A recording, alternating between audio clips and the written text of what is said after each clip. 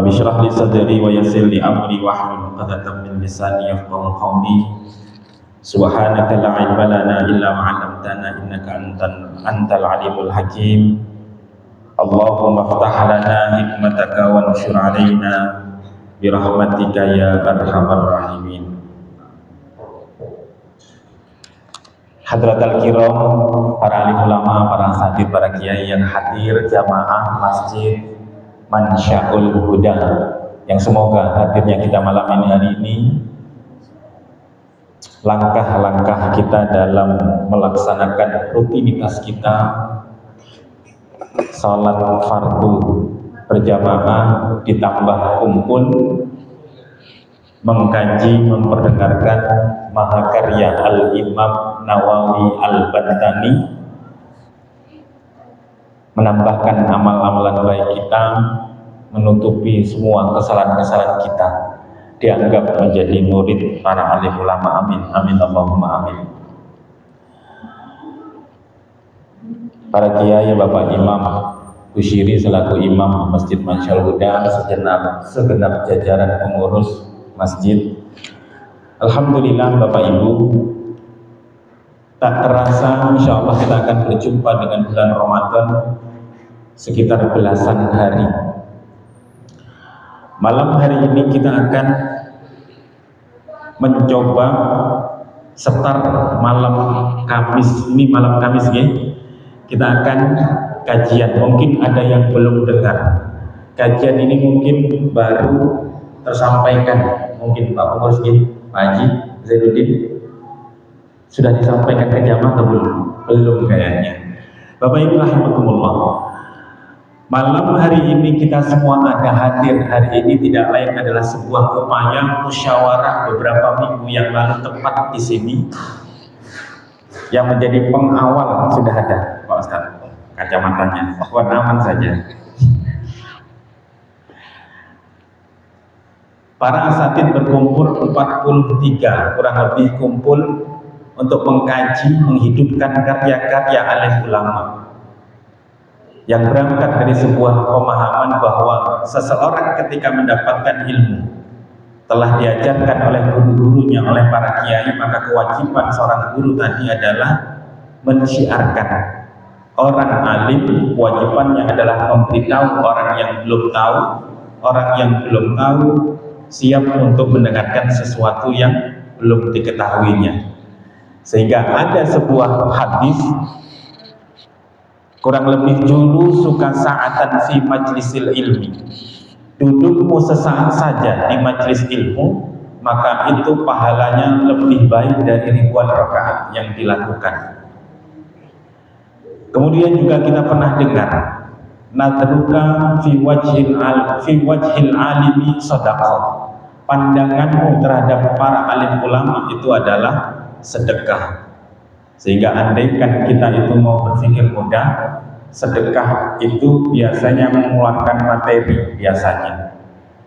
Tapi kalau ada pahala yang sama, tidak mengeluarkan materi tapi pahalanya seperti mengeluarkan materi, maka pandanglah alim ulama. Di antaranya alim ulama yang memiliki dampak demikian adalah ulama-ulama, bukan saya, maksud saya ini ulama-ulama yang ketika melihat wajah beliau mengingatkan kita kepada akhirat. Saya lihat Pak Imam misalkan, yang teringat matinya, misalkan tiba-tiba teringat mati, teringat kembali. Apapun itu yang mengembalikan kita kepada hari akhirat, maka itulah yang mendapatkan keberkahan. Nah, Bapak Ibu rahimakumullah, perkumpulan yang kemarin tadi menghasilkan di sini kurang lebih 2-3 minggu yang lalu. Masjid ini ketempatan 1 bulan 1 kali setiap malam Kamis, keempat setiap bulannya. Insya Allah akan mengkaji kitab ini. Ustadznya nanti atau yang ngisi keliling-keliling. Jadi kapan-kapan Bapak Ibu, kalau di toko buku, di toko kitab, belilah kitab ini, Nasoihul Ibad. Ini harganya paling 2 bungkus rokok atau 3 bungkus rokok. Selesai. tulisannya Arab gundul. Kalau pusing Arab gundul, beli yang ini saja, bahasa Indonesia, sekitar 60-70 ribu. Ketika berbicara tentang Nasaihul Ibad, Nasaihul Ibad fi bayani alfadhi munabmun fi alfadhi munabbihati 'ala al-istidad li yaumil ma'ad. Bapak Ibu rahimakumullah, izin beberapa menit ke depan saya ingin cerita sedikit ada apa dalam kitab ini dan kenapa dipilih oleh para teman-teman asatidz lembaga dakwah Nahdlatul Ulama.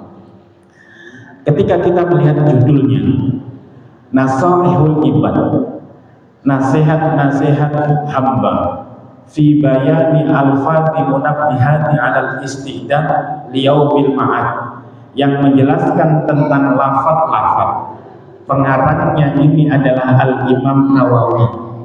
Beliau lahir, kalau bicara tentang Imam Nawawi, beliau itu lahir di Tanara, Banten, meninggal di Makkah, Arab Saudi. Lahir 1813, wafat 1897 Masehi. Siapa sih Imam Nawawi itu?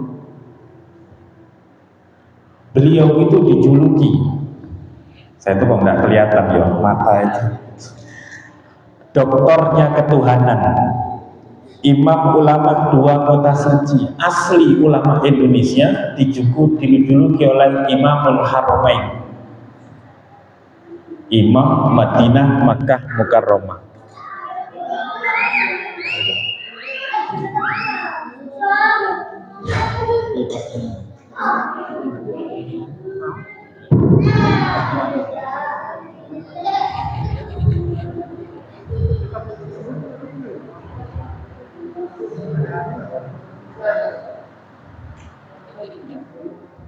Alhamdulillah.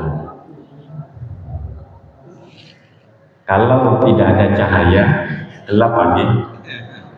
Kalau ada cahaya, jadi terang. Saya teringat ketika sebuah kaidah cahaya itu, ibarat Al-Quran itu adalah cahaya. Kalau ingin selamat dunia akhirat, baca Quran. Seringkali seperti itu. Ketika dibaca, pahamilah maknanya. Maka diibaratkan Al-Quran itu seperti halnya senter. Ketika gelap, maka senter itulah yang menerangi rencana jalan kita ke depan.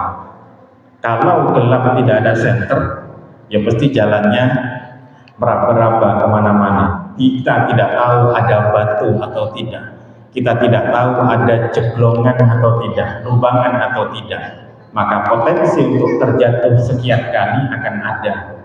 Nah, miriplah Al-Quran dijelaskan oleh baginda Rasul Sallallahu Alaihi Wasallam, saking sayangnya Allah kepada kita. Hari ini, andaikan kita tidak ada, Balikpapan akan tetap ada.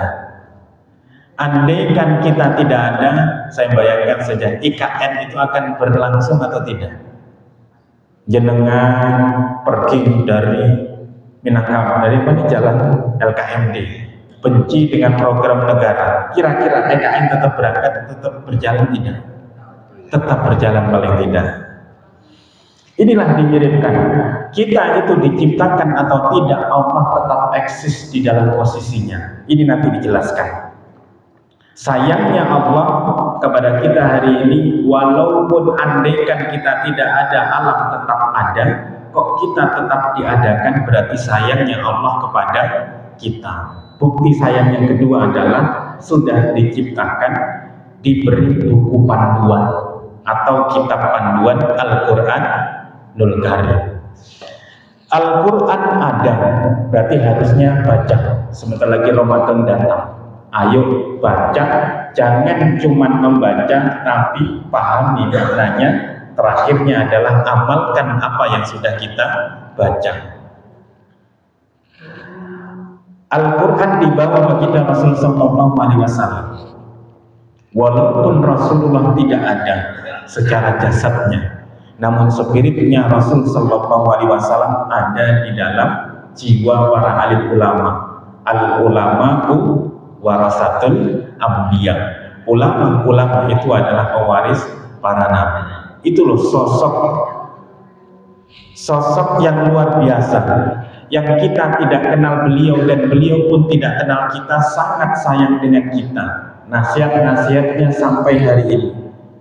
Muncullah karya hari ini adalah nasihat hamba memperingatkan persiapan untuk menuju liyaumil ma'adi, hari kembali. Andaikan ditanya Bapak Ibu,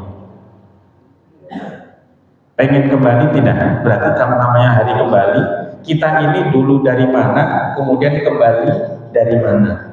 Dulu pernah lahir? Pernah. Adakah dulu teman kita nggak pernah lahir? Nggak ada, ya. Intinya semua kita hari ini pernah diadakan, kemudian ada namanya masa kita hidup di dunia. Kembalilah kita nanti ke hari akhirat. Ayo kembalilah kita wahai hamba, engkau itu diciptakan oleh Allah Subhanahu wa taala. Engkau pasti akan kembali. Kitab ini mengingatkan, kalau ingin kembali, tempatnya jangan salah. Ada dua tempat yang disiapkan, surga maupun neraka. Pengen surga atau neraka? Surga. Jalannya surga tahu? Nah, ulama-ulama mengajarkan. Nah, nasihat-nasihat hari ini ada 214 nasihat yang akan dibacakan oleh guru-guru kita nanti. Di antaranya 214 nasihat nanti Bapak Ibu, ada 45 diambil dari hadis Rasul Sallallahu Alaihi Wasallam. Sisanya adalah diambil dari ucapan baginda, ucapan sahabat-sahabat dan tabi'in.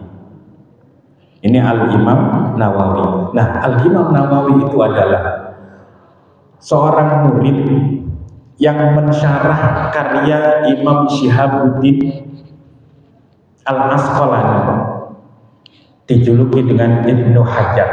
Ada Ibnu Hajar, ada dua, Ibnu Hajar Al-Haytami dan Ibnu Hajar Al-Asqalani. Ibnu artinya anak, Hajar artinya batu. Ada Hajar Aswad berarti batu hitam, anak batu. Sebuah cerita. Sang pemilik kitab asal hari ini yang disyarah dijelaskan oleh Al-Imam Nawawi, dijuluki oleh Ibnu Hajar. Cerita pertama, konon diceritakan sosok Syihabuddin Ibnu Hajar Al-Asqalani. Ketika proses belajar, andaikan hari ini ada satu yang memiliki karakter Imam Syekh Syihabuddin, datang dalam setiap kajian pembelajaran, tiap hari datang, kemudian pulang ditanya, tadi pelajarannya apa? Lupa semua, tidak tahu pelajarannya apa tadi. Senantiasa yang penting datang, sehingga kita akan ingat Bapak Ibu, masalah tempat ini menjadi mulia karena ada ilmu-ilmu yang mendekatkan diri kita kepada Allah Subhanahu wa taala. Entah faham maupun tidak faham, sesungguhnya tidak menjadi tujuan. Ada sebuah hadis yang menjadi penyemangat saya. Man salaka thariqan ilal ilmi, barang siapa yang menuntut mencari jalan menuju ilmu, sahalallahu lahu thariqan ilal jannah, maka Allah akan permudah jalan untuk masuk ke dalam surga. Dalam hadis lain, orang yang ketika niat belajar menuntut ilmu kok di dalam perjalanannya dia dipanggil oleh Allah Subhanahu wa taala, maka matinya dianggap seperti mati syahid. Pernah dengar juga hadis, utlubul ilma minal mahdi ilal lahdi, tuntutlah ilmu dari kecil buaya ilal lahdi sampai ke liang lahat. Kalau melihat hadis ini Bapak Ibu, tanamkankah di dalam hati bahwa selama hidup ini niat ingin belajar, entah datangnya dari mana, entah sudah pernah dengar atau tidak, kok tiba-tiba pulang misalkan meninggal, maka pahalanya yang tadi kita langsung lompat seolah-olah meninggal syahid. Ini hikmahnya daripada ilmu. Kemudian ada ilmu wattaqullaha wa yu'allimukumullah. Ada sebuah metode, saya belum masuk ke inti, nanti saya ingin coba pelan-pelan untuk penyamaan. Karena saya perkenalkan Ahmadi, Ketua Lembaga Dakwah Nahdlatul Ulama Kota Balikpapan, sehingga yang ngawali harus ketuanya. Saya mohon nanti minggu atau bulan depan ketika ada ustadz yang datang, tolong disambut, anggaplah seperti saudara sendiri. Sehingga saya permisi mewakili Lembaga Dakwah Nahdlatul Ulama mengajak sama-sama mari kita syiarkan, hidupkan masjid. Jangan cuma mensyiarkan bangunannya saja, tapi mensyiarkan isi daripada bangunannya. Man bana masjidan banallahu baitan fil jannah. Barang siapa yang membangun, dalam artian membangun fisik dan keramaian di dalamnya, Allah akan bangunkan rumah di sana di surga. Innama ya'muru masajidallahi man amana billahi wal yaumil akhir. Sesungguhnya yang dianggap orang yang memakmurkan masjid adalah orang yang iman, meramaikan kegiatan-kegiatan di dalam masjid. Ini adalah bagian daripada syiar. Kumpul sebentar, ngaji sebulan sekali, nunggu mati. Karena rencananya Bapak Ibu itu menurut kacamata terowongan saya, meninggalnya itu umurnya sekitar, mau tahu bocorannya? Sekitar 72 tahun Pak. Kata Mbah Google. Kalau tanya Mbah Google, halo Google, halo siap membantu. Kira-kira orang Indonesia itu rata-rata hidupnya berapa lama? Google-nya jawab. Sementara ini orang Indonesia potensi kehidupannya sekitar 72 tahun. Itu Mbah Google. Kok tahu dari mana? Tahunya dari mana Pak Bu?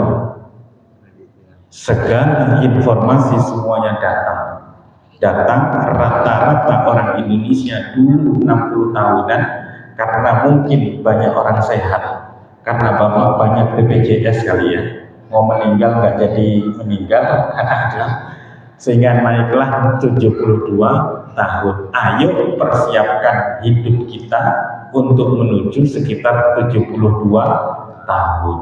Kalau panjang ya 80 tahun secara rata-rata. Dan kita kembali kepada Allah Subhanahu wa Ta'ala. Sehingga Bapak Ibu andaikan dipikir-pikir, saya kok jadi cerita ini ya, andaikan dipikir-pikir, saya mau contohkan apa? Sebuah contoh jarak 72 tahun yang diberikan oleh Allah, andaikan jarak seperti ini jaraknya. Kemudian ada kehidupan pasca dunia yaitu hari akhirat, maka kehidupan setelah sini ini nggak ada jaraknya, kayak jauh sekali, dilihat mana ujungnya. Sehingga andaikan hari ini sebuah cerita sengsaranya seorang hamba, kemudian dia sabar dengan sesuatu yang dia nikmati, dia rasakan di jarak yang seperti ini, kemudian mendapatkan pahala balasan yang luar biasa di sebelah sini, maka dia akan memandang remeh dunia tadi. Coba tahu, kalau tahu kayak gini pahalanya luar biasa, mending, ini gara-gara sabar ya, mending punya istri kayak Pak Ustadz itu. Istrinya itu cerewet tiap hari, ngomel aja tiap hari, tapi suaminya sabar, ternyata tempatnya di surga sebelah sini. Sehingga dia menikmati karena paham ada kehidupan setelah hidup hari ini. Itulah orang mukmin. Kalau mendapatkan musibah apapun, dia menikmati, sudut pandangnya selalu berbeda. Wallahu laisa bidzalamin lil abid. Allah itu nggak mungkin zalim kepada hamba-hambanya. Sampai kalau ada ayat begitu, Allah itu nggak mungkin aniaya kepada hamba-hambanya. Masa? Buktinya Allah menciptakan istri yang menjengkelkan itu, menyakiti aku itu. Munculkan pertanyaan begitu. Pernahkah kita mengucapkan kalimat tasbih subhanallah, subhanallah, subhanallah, subhanallah 33 kali dikali 5 berapa? 115.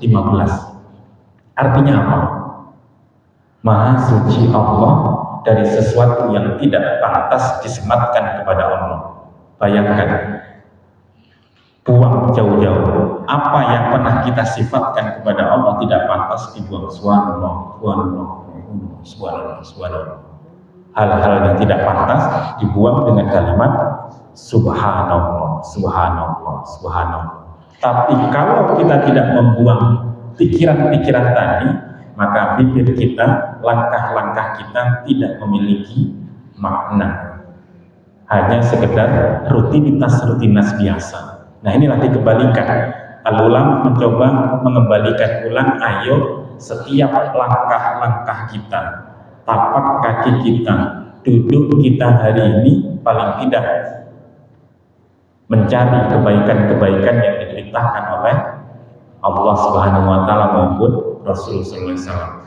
Kemudian yang ketiga, saya ingat Bapak Ibu, untuk penyemangat mawon, ilmu itu akan bertakwalah kalian kepada Allah, maka Allah akan ajarkan ilmu yang belum pernah kita dapatkan sebelumnya. Caranya adalah sering-seringlah datang ke majelis ilmu, maka Allah akan berikan ilmu-ilmu yang lebih dari yang disampaikan oleh guru tadi.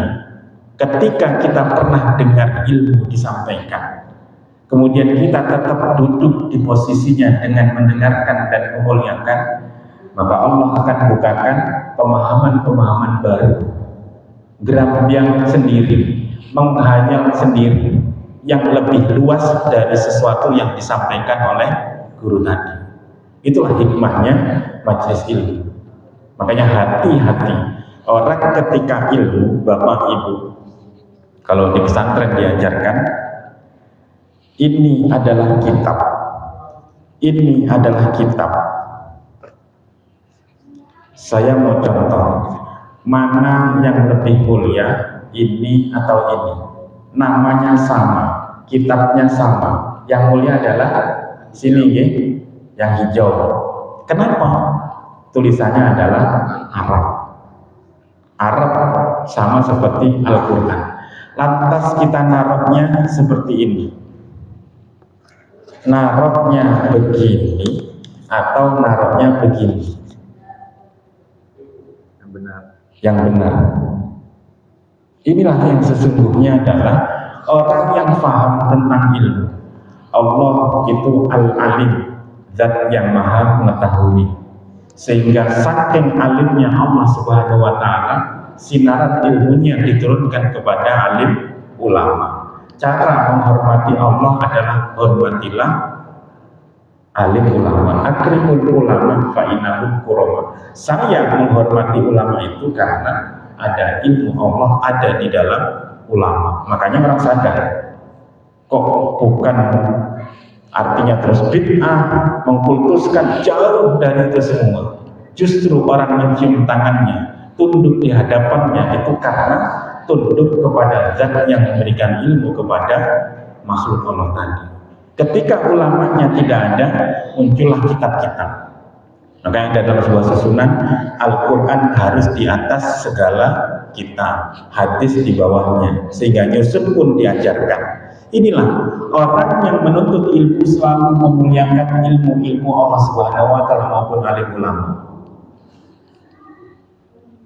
Makanya kita dulu diajarkan, tidak boleh buku diuel-uel atau ditaruh di pantat, dikantongi, marahkan bapak mama kita karena ada ilmu di situ. Bodoh kamu Latina, itu bahasanya. Atau pintar tapi tidak manfaat ilmunya. Nah, Bapak Ibu hari ini pun sama. Di YouTube itu sama, banyak kajian-kajian sama. Sehingga ketika saya ingat nalar yang begini, ada kiai tiba-tiba ada muncul YouTube kiai. Nggak mungkin saya itu ngaji kok sambil tidur-tidur. Itu dalam benak saya Pak ya. Sambil tidur-tidur, merokok-merokok, dengerin begitu lucu.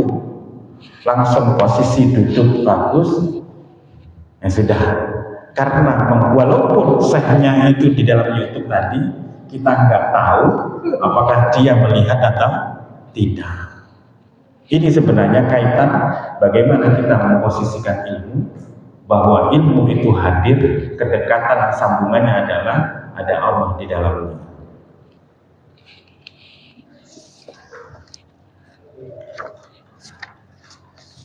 Oke, saya mau ke dalam kitabnya saja sebelum isya.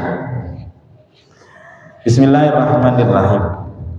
Bapak Ibu, hebatnya atau ciri-ciri nanti kitab ini diantaranya 214 nasihat. Hadisnya dibagi menjadi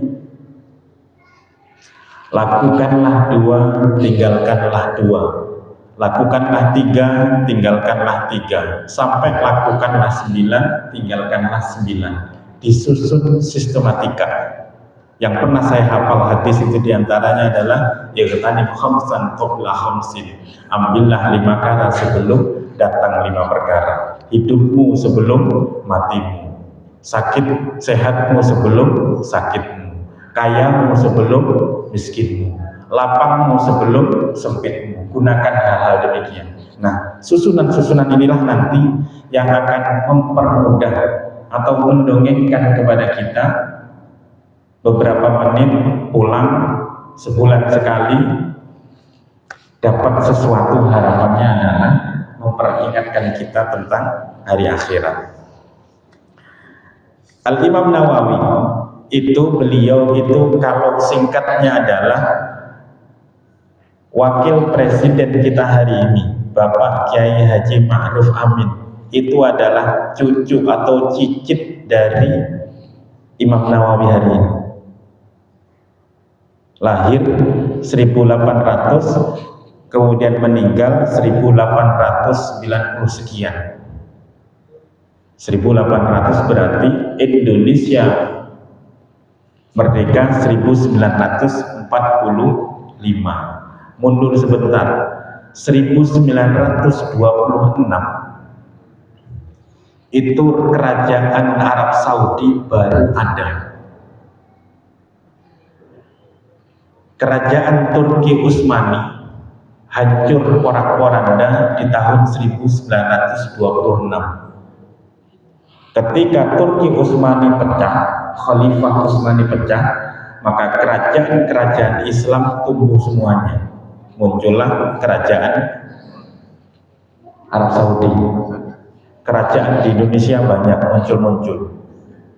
Sehingga muncullah, saya hanya ingatkan saja betapa hebatnya beliau Al-Imam Nawawi hidup di saat itu.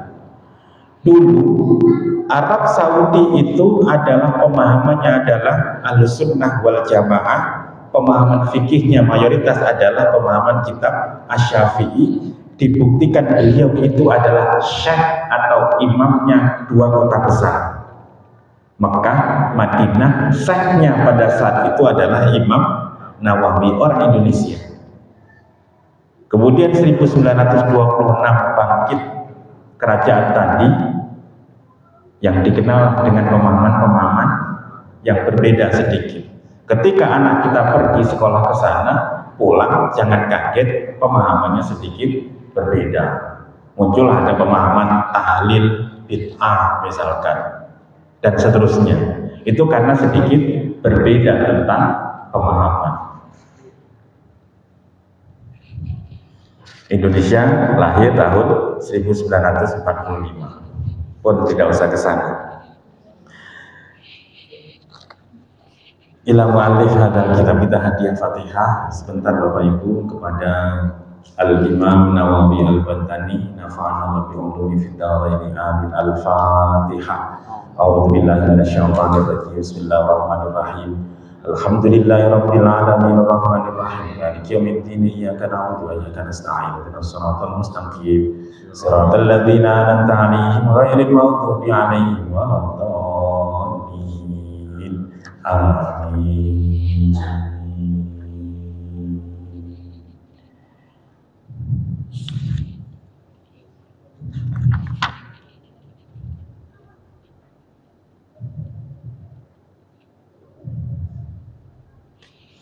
Bismillahirrahmanirrahim. Qala al-muallifu rahimahullahu ta'ala wa nafa'ana Allah bi 'ulumi fid dharain amin. Alhamdulillahilladzi, segala puji yang telah ja'alal ilma, menjadikan ilmu arfa'as sifatil kamaliyah, setinggi-tingginya sifat kemuliaan. Wa asyhadu an la ilaha illallah wahdahu la syarikalah, wa asyhadu anna Muhammadan abduhu wa rasuluh, wa sallallahu alaihi sayyidina Muhammadin. Bapak Ibu, singkat, kitab ini diawali dengan alhamdulillah, kemudian salawat, kemudian ditutup dengan amma ba'du, mengajarkan kepada kita Rasulullah itu ketika mengucapkan sesuatu di hadapan umum selalu mengucapkan alhamdulillah, salawat, amma ba'du. Sampailah tradisi kita di mana-mana Indonesia, entah Pak RT, entah acara apapun, selalu saja ada alhamdulillah, Allahumma sholli ala sayyidina Muhammad, tradisi. Kalau tidak kita tradisikan, yuk kita tidak akan pernah dengar cerita alhamdulillah. Makna yang diinginkan itu sesungguhnya adalah semua ini terjadi tidak lepas dari puji, kuasa, dan anugerah Allah Subhanahu wa Ta'ala. Bahasa kita, matur suwun ya Allah, kita semua bisa kumpul, kita semua hari ini ada, alam semesta ada, ini kan paling tidak ingin menyenangkan baginda Rasul Sallallahu Alaihi Wasallam, baru ngomong sesuatu. Fayaqulu, kemudian beliau mengatakan, al-murtaji Ghufral Masawi Muhammad Nawawi bin Umar Al-Jawi. Syarah dari kitab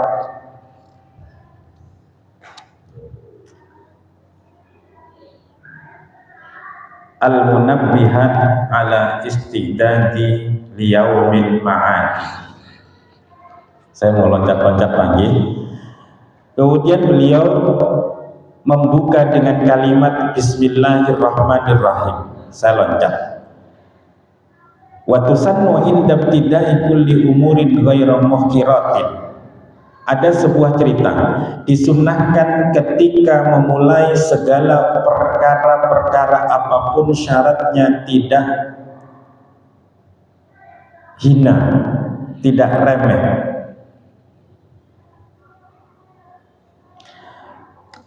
Mengucapkan bismillah itu harus melakukan amalan yang dilakukan itu adalah sesuatu yang mulia, sehingga muncul pertanyaan, bolehkah mencuri dalam rangka mengurangi dosa kemudian baca bismillahirrahmanirrahim?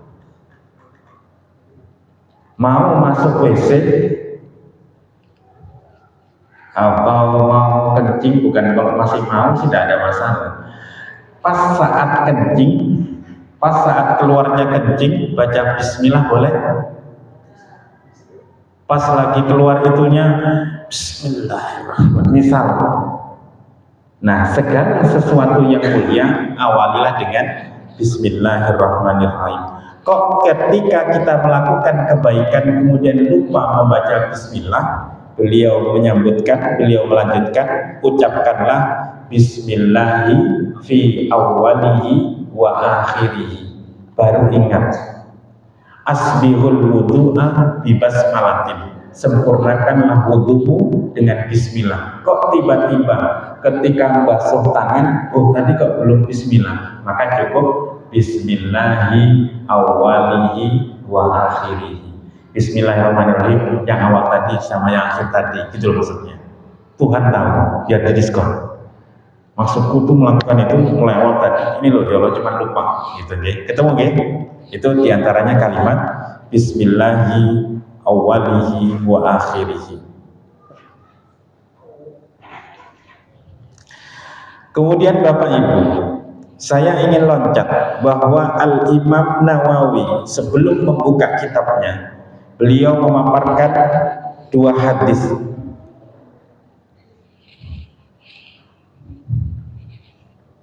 Matanya sudah tua, sudah setahun 2 tahun. Bismillahirrahmanirrahim. Memaparkan 2 hadis. Ya ibadi, wahai hamba-hambaku. Kalau saya dulu di pesantren ngartikan begini, Bu. Ya ibadi, kaulo ingsun, ini sak temene ingsun iku haramtu, wis haramake sapa ingsun abdul ma ing aniaya ala nafsi ing atase awake dhewe ingsun, wa ja'altu lan dadake sapa ingsun hu ing zulma bainakum ing dalem antarane ira kabeh dadake iku muharraman perkara kang den haramake. Itu kayak kaku juga lama-lama saya. Dulu ketika Jawa seperti itu. Nah, ketika hidup di Kalimantan nggak laku sudah. Kayak keluh di sini perasaan saya. Karena ketemu di rumah orang Bugis, istri saya orang Ogi. Ngomong Jawa nggak mudeng dia, nggak paham sudah. Nah, sehingga bahasa Indonesianya, hai hambaku, aku itu mengharamkan diriku menganiaya hamba-hambaku. Sehingga pesanku, janganlah kalian saling menganiaya, yang saya sampaikan di awal tadi. Aku itu nggak mungkin dolim kepada kalian, makanya janganlah kalian saling mendolimi antar sesama. Ya ibadi, wahai hambaku, kullukum dolim, kalian itu semuanya tersesat. Illa man hadaituhu, kecuali orang yang aku berikan petunjuk kepada dia. Fastahduni ahdikum, maka minta petunjuklah kalian kepadaku, aku pasti akan beri petunjuk kalian. Pernah sering doa kita itu adalah ihdinas siratal mustaqim. Ya Allah, tunjukilah kami jalan yang lurus. Jenengan Bapak Ibu, tidak selesai nih kayaknya. Jenengan itu ketika sholat itu sedang baik, sedang menuju di dalam perjalanan yang lurus, tapi doanya adalah ihdinas siratal mustaqim, seolah-olah mendoktrin kepada kita, jangan merasa sok suci, jangan merasa sok benar. Kalian engkau itu benar-benar akan menjadi benar, bukan karena upayamu sesungguhnya, tapi karena Allah. Itulah yang memberikan petunjuk kalian. Sering-seringlah minta petunjuk walaupun masih di dalam kebaikan. Kita loh di dalam sholat saja masih diajarkan ihdinas siratal mustaqim. Sedang sholat, ya Allah, tunjukilah kami jalanmu yang lurus. Berarti kita ditata di situ. Apalagi di luar sholat, berarti pun doa-doa itu pun harus senantiasa kita ucapkan. Ya ibadi, wahai hamba-hambaku, kullukum ja'i, setiap kalian itu adalah lapar, illa man at'amtuhu, kecuali orang yang aku berikan makan dia, fastat'imuni ut'imukum, minta makanlah kalian kepadaku, maka aku akan beri makan kalian. Isyaknya jam berapa Mas? Sampai isya enggak apa-apa nih? 40. Ini sampai isya kan? Atau selesai saja? Selesai saja. Sampai isya. Dilanjutkan apa selesai saja? Lanjut aja gitu. Bodoh. Saya takutnya itu jenengan itu ngantuk-ngantuk, saya menikmati saya sendiri, jenengan ngantuk ya berdosa saya. Nggih. Saya kondisikan saja nggih. Saya teringat Bapak Ibu. Baca ini saya teringat Allah itu Ar-Razzaq. Allah itu zat pemberi rizki. Rizki itu ada 2, rizki halal sama rizki haram. Sepakat? Apakah rizki itu halal saja? Nyuri itu rizki nah? Nyuri dapat uang rizki nah? Alhamdulillah dapat rizki ya kan? Rizki yang halal maksudnya. Sepakat ya? Ar-Razzaq, Allah itu pemberi rizki dengan metode jalan tadi. Atau manusia itu mendapatkan rizki, makan misalkan, makan ayam. Kalau pengen Pak Imam makan ayam, maka ayamnya harus sembelih. Kalau ayamnya supaya besar, gemuk maka dia harus matuk cacing. Cacing supaya besar dia harus matuk orang Pak Ustadz yang sudah mati di dalamnya. Itu namanya rizki. Mendolimi di bawahnya itu adalah ar-razzaq, rizki, timpa. Itu adalah rizki. Sehingga dalam sebuah cerita, orang yang tidak percaya bahwa Allah lah satu-satunya yang memberikan rizki, silahkan tantang Allah, maka pasti hidupnya akan susah.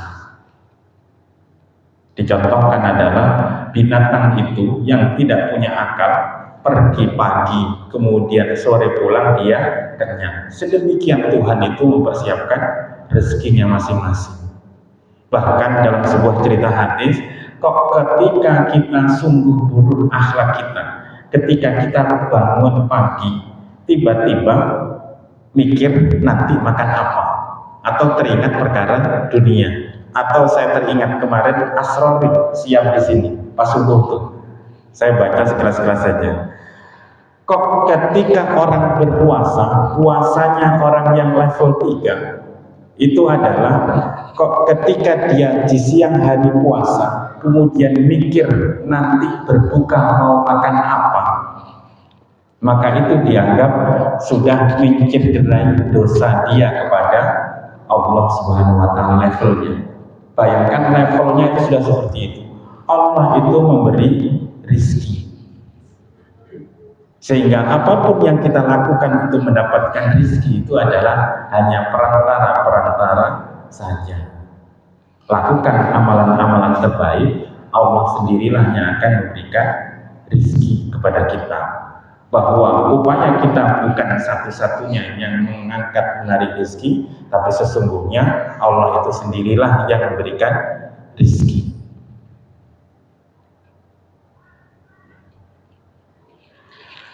Bapak Ibu rahimakumullah, sehingga orang yang berpikiran demikian tadi, orang yang berpikiran menggantungkan semuanya kepada Allah Subhanahu wa Ta'ala, Qul huwallahu ahad, Allahu as-samad, Pak Somad, Allahus somad, Allah itu adalah zat yang kita semua bergantung kepadanya. Kita ini sendiri gini Pak Bu, andaikan kalau mau mudah menawarkan, saya tiba-tiba ingat orang, ada dua orang, satunya nonton bioskop di 21. Si A sudah pernah nonton bioskop dengan judul itu, kemudian di minggu berikutnya si A diajak lagi oleh si B. Ceritanya itu sedih sekali, begitu sedih karena si A sudah tahu akhir dari sebuah cerita tadi. Si B melihat cerita tadi yang awalnya cerita sedih, nangis terus karena melihat sedih cerita tentang diceritakan tadi. Sedangkan si A santai-santai saja, walaupun sedang tersiksa lakonnya tadi. Si A karena sudah tahu orang yang tersiksa nanti akan sukses ke depannya. Digambarkan dulu orang yang digambarkan, orang yang ketika sayangnya Allah kepada kita itu sesungguhnya semakin banyak Allah itu memberikan cobaan-cobaan kepada kita, itu sesungguhnya adalah sayangnya Allah kepada kita sesungguhnya. Itu orang ketika kita paham tentang apapun yang dikehendaki oleh Allah Subhanahu wa Ta'ala, nyikapinya gampang. Sehingga orang yang levelnya selalu bergantungan kepada Allah Subhanahu wa Ta'ala, yang di dalam bab puasa Bali yang mumpung saya ingat Pak Ibu, orang yang levelnya khawasul khawas, barang materi itu walaupun ada di dalam tubuh kita tapi tidak menancap kuat di dalam hati kita.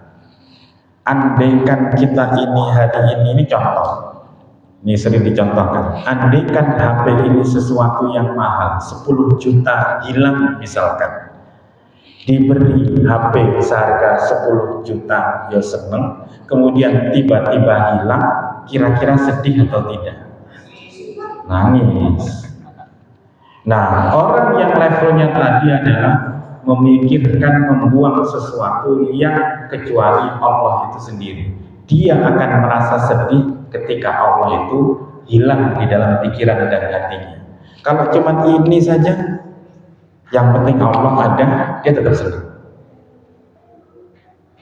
Ketika mendapatkan musibah, yang diingat adalah Allah akan menaikkan levelnya. Ketika mendapatkan nikmat, Allah lah yang memberikan. Nah, sudut pandang itulah tadi, sesuatu ketika ini masuk di dalam pikiran sampai ke dalam, maka ketika ini hilang, maka sedihlah yang muncul. Tapi ketika Allah yang memenuhi kita, maka sesuatu ini tidaklah lebih penting dari Allah itu sendiri. Nah, ini sesungguhnya yang sering kali diingatkan di dalam kitab ini, ayo persiapkan kembali menuju Allah. Allah itu nggak mungkin dolim, nggak mungkin aniaya, sehingga jalanilah kehidupan hari ini 72 tahunan ini, kalau bahasa saya santai saja, santai bro, jalani saja. La khaufun alaihim wa la hum yahzanun. Nggak pernah takut sesuatu yang belum sampai. Kalau gagal nggak pernah sedih. Ini adalah kegagalan yang tertunda. Istri saya begini, oh besok sadar, paling dapat gantinya Pak. Itu. Oh Ibu, karena sudah isya itu saja. Saya tidak bisa panjang. Ini mudah-mudahan pada minggu bulan ke depan setelah Lebaran, insya Allah kita akan jumpa kembali dengan kitab Nasaihul Ibad. Temanya adalah tentang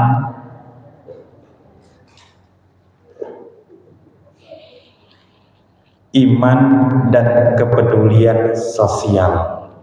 Erat kaitannya, iman seseorang itu bisa diukur dengan sejauh mana hidup sosialnya, bisa diukur. Pokoknya kalau dia baik sama orang, imannya baik. Rajin sholat, rajin jamaah sama tetangganya kok, itu imannya berkurang. Itu insya Allah nanti akan dikaji kupas tentang korelasi iman dan kepedulian sosial. Syukran, itu saja. Mohon maaf jika ada khilaf. Wallahu a'lam. Wassalamualaikum warahmatullahi wabarakatuh.